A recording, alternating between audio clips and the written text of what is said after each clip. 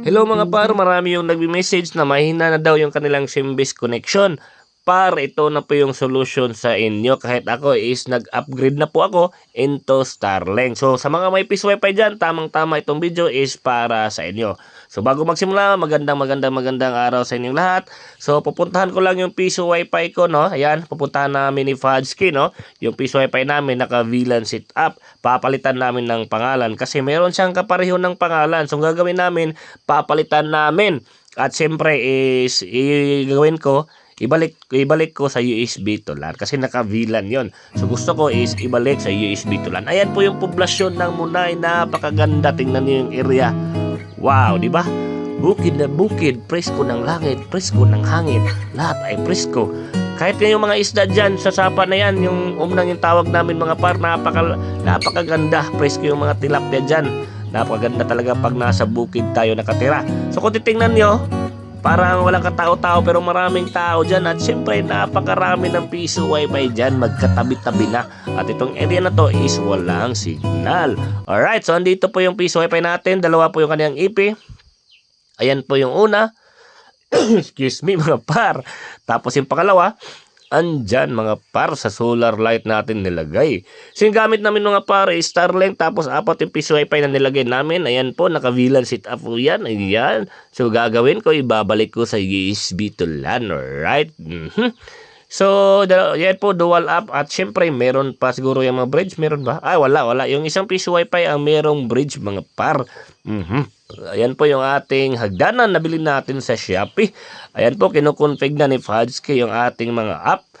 Yan, at siyempre meron akong dalang SD card. Papalitan lang yan kasi yung SD card hindi yan pwedeng gamitin. Naka VLAN setup yung SD card. So ang gagawin ko, no, tanggal ko na lang, lipat ko sa ibang piso wifi na naka VLAN din.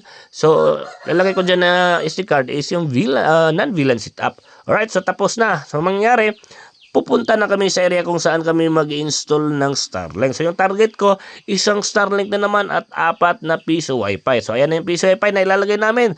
Tinitest na for deployment. Alright. Ayan, no? So, yung maliit na box lang yung ilalagay namin.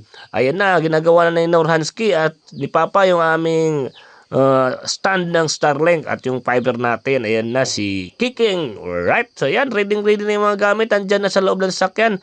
At siyempre yung Starlink natin. So inactivate ko na yung Starlink sa bahay para pagdating sa area is madali na lang yung pag-install. O, diba? So ayan yung mga katropa natin. At siyempre yung Starlink andun sa likuran.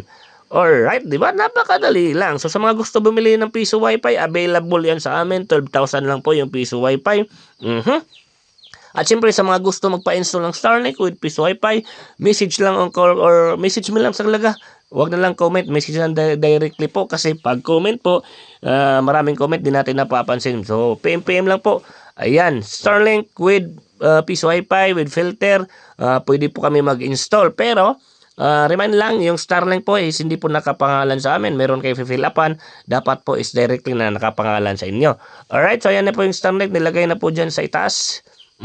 At yung piso wifi dyan namin ilalagay, no? Si Papa yung gagawa ng piso wifi. At siyempre yung iba nag-wire para fiber kasi at the same time na gumagawa kami dito, yan, dinikita namin yung, yan, no? Kita nyo? Yung Starlink router, yung filter, yung Mediacon, dinikit na namin. Yung iba din nag-wire rin papunta doon sa kabilang area. Kasi itong barangay na to is apat yung i-deploy namin na piso wifi. Ayan na yung outlet, nilagay na. Alright. Yan si Norhansky, ayan yun si Kingsky, ayun no. Mga grupo natin na mga masisipag. Ayan, nag-uusap-usap sila Papa. Ay, yun pala yung nilagyan namin dito na bahay, hindi namin alam, parente lang namin, no? Kapamilya lang din namin. Alright, tamang-tama yung nintuan namin.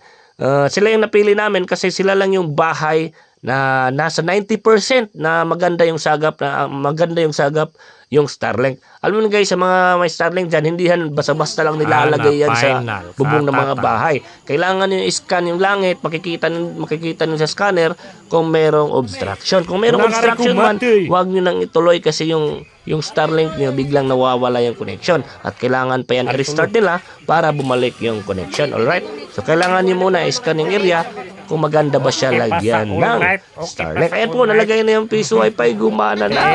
Napakaganda. So hanggang dito na lang yung video namin. Huwag kalimutan i-share yung video natin. Maraming salamat. Final. At thank you sa mga solid natin na supporter dyan.